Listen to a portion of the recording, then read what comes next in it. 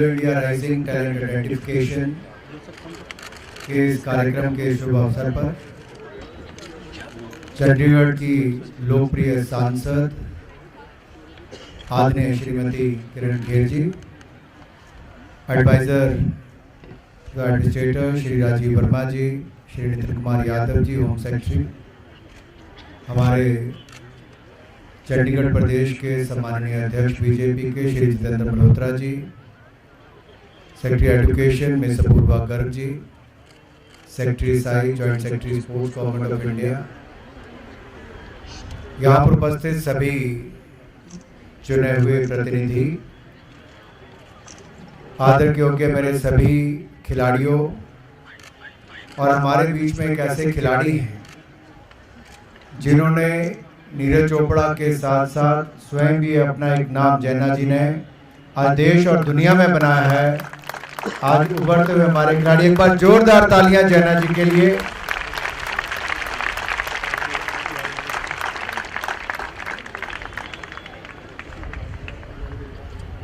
मैं सबसे पहले तो खेल प्रतिभा खोज के लिए जो कार्यक्रम खेलो इंडिया राइजिंग टैलेंट आइडेंटिफिकेशन की शुरुआत देश में किसी एक स्थान के लिए चुना गया है, तो मन में ये था कि इतना खूबसूरत प्रोग्राम है तो किसको चुना जाए, इतना सुंदर प्रोग्राम है क्या जगह चुनी जाए, और इस खूबसूरत प्रोग्राम के लिए खूबसूरत शहर चंडीगढ़ को चुना गया है ताकि यहां से देश भर की शुरुआत की जा सके।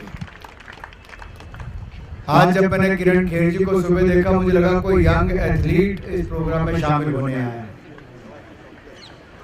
किरण जी, मैं इतना ही कहूंगा, आज से लगभग 2.5 साल पहले जब माननीय प्रधानमंत्री जी ने मुझे सूचना प्रसारण एवं युवा कार्यक्रम खेल मंत्री की जिम्मेदारी दी, तो उसके कुछ महीनों के बाद ही हमारा ओलंपिक गेम्स था।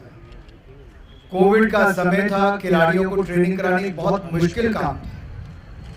देश विदेश में कैसे खिलाड़ियों को ट्रेनिंग दी जा सके, हमने उसके पूरे प्रोटोकॉल्स भी बनाए, और मैं कह सकता हूं जहां पर भी किसी को भेजना पड़ा हमने वहां पर भेजा, ट्रेनिंग करवाई, और भारत ने आज तक के सबसे ज्यादा मेडल इतिहास में अपने टोक्यो ओलंपिक्स में जीते।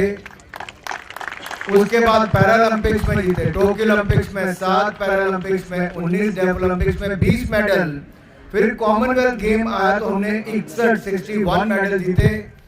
वर्ल्ड बॉक्सिंग चैंपियनशिप आई तो एक नहीं 4 भारत की बेटियां world boxing champion women category में बनी है। निखिल जरीन हो, लवलीना हो, स्वीटी बोरा हो, ये सब उस समय जीती।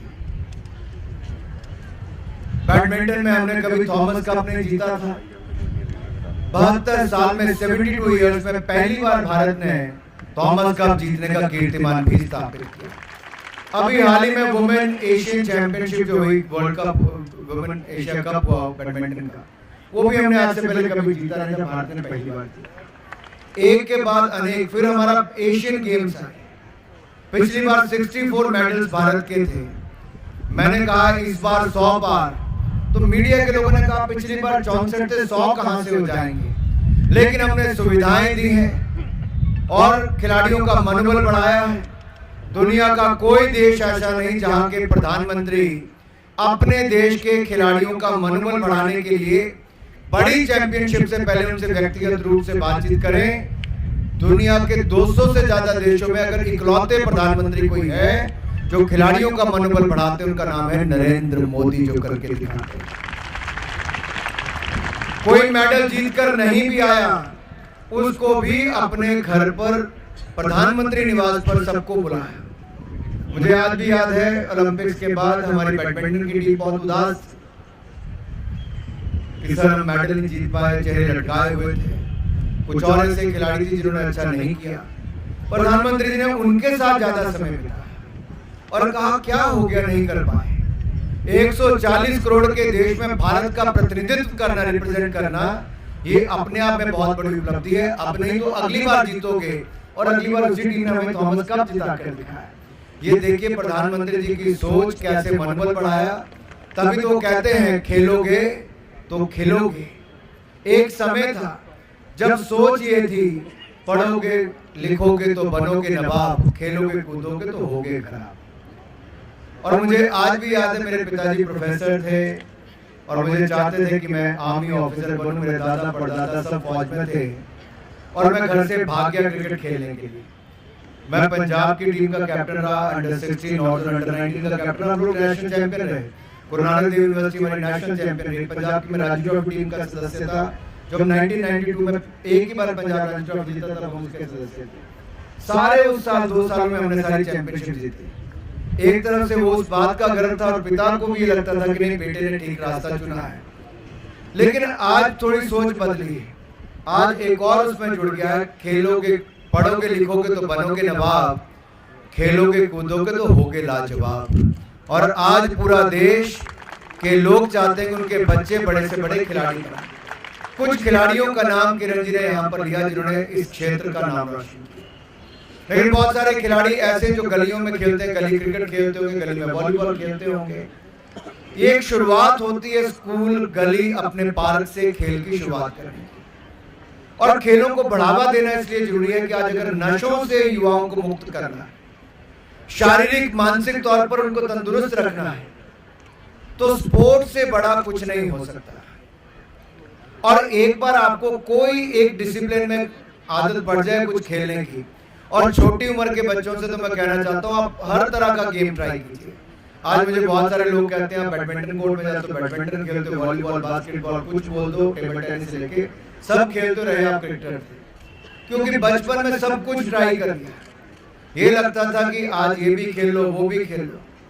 इससे मदद ये मिली कि आपको स्वस्थ और ज्यादा तंदुरुस्त रहने का अवसर मिलता है। लीडरशिप स्किल्स डेवलप होती हैं। आप बुरे रास्ते पे नहीं जाते, ठीक रास्ते पर जाते हो।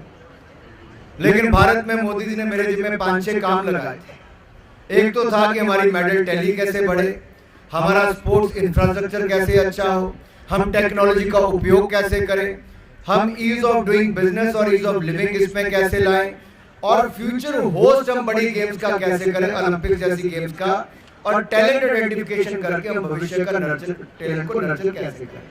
आज उस पे मैं आपसे कुछ बातें जरूर कहना चाहता हूँ। जहां तक मेडल्स की बात है, मैंने आपको बताया, हमने कहा ही नहीं था कि इस बार 100 पार। हमने एशियन गेम्स में 107 मेडल और पैरा गेम्स में 111 मेडल जीतने का कीर्तिमान स्थापित किया। यानी कि Asian games, para Asian games में 218 मेडल भारत ने जीते।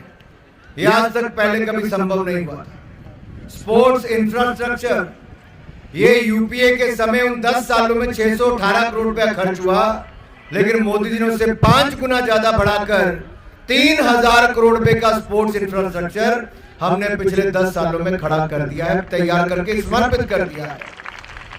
मुझे एक बात की कहते हुए प्रसन्नता है, हमने एक लक्ष्य रखा था 2021-22 में कि हम आजादी के 75 वर्ष मनाएंगे तो 750 खेलो इंडिया सेंटर बनाएंगे, हर जिले में एक बनाएंगे। लेकिन किरण जी, मैं आपको, राजीव जी को बताना चाहता हूं, हमने 750 नहीं, हमने 1075 खेलो इंडिया सेंटर बनाकर दे दिए मात्र 1.5 साल। 1000 से ज्यादा फॉर्मर चैंपियन एथलीट को रोजगार स्वरोजगार के अवसर मिलेंगे। एक फॉर्मर चैंपियन एथलीट को साल का 5 लाख रुपया मिलेगा उस सेंटर को चलाने के लिए, यानी कि उसको अपना खर्चा निकलेगा उसमें से। उस सेंटर को बनाने के लिए हम पैसा अलग से दे रहे हैं। अगर यही हर राज्य अपने यहां पर लागू करे तो हम हर ब्लॉक तक खेलो इंडिया सेंटर की स्थापना कर सकते हैं। आप कल्पना कीजिए, अगर 1000 भारत सरकार ने बनाए हैं और 8500-9000 खेलो इंडिया सेंटर्स अगर हम देश के कोने कोने में बना देंगे तो आने वाले समय में हमारे लाखों खिलाड़ियों को खेलने की सुविधा मिलेगी।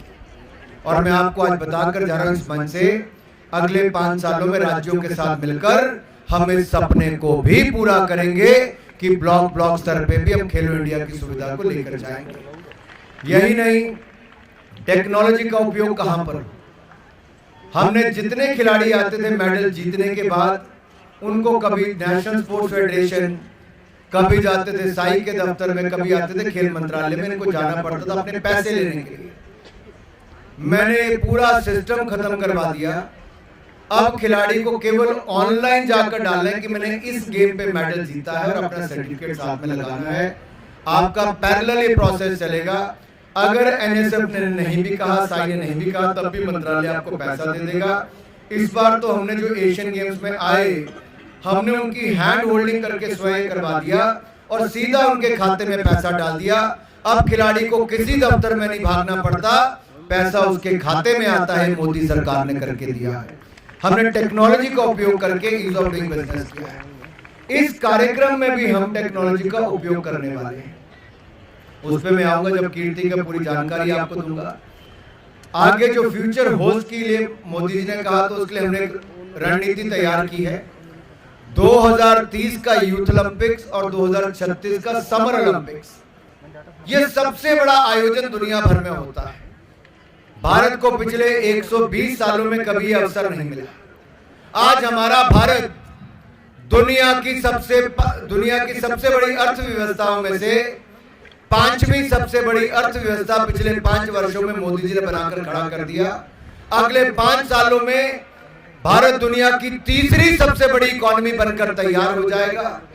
हमारी युवा आबादी दुनिया में सबसे बड़ी होगी। 1 बिलियन से ज्यादा हमारे पास स्मार्टफोन्स है, 1 बिलियन से ज्यादा हमारे पास इंटरनेट कनेक्शन है।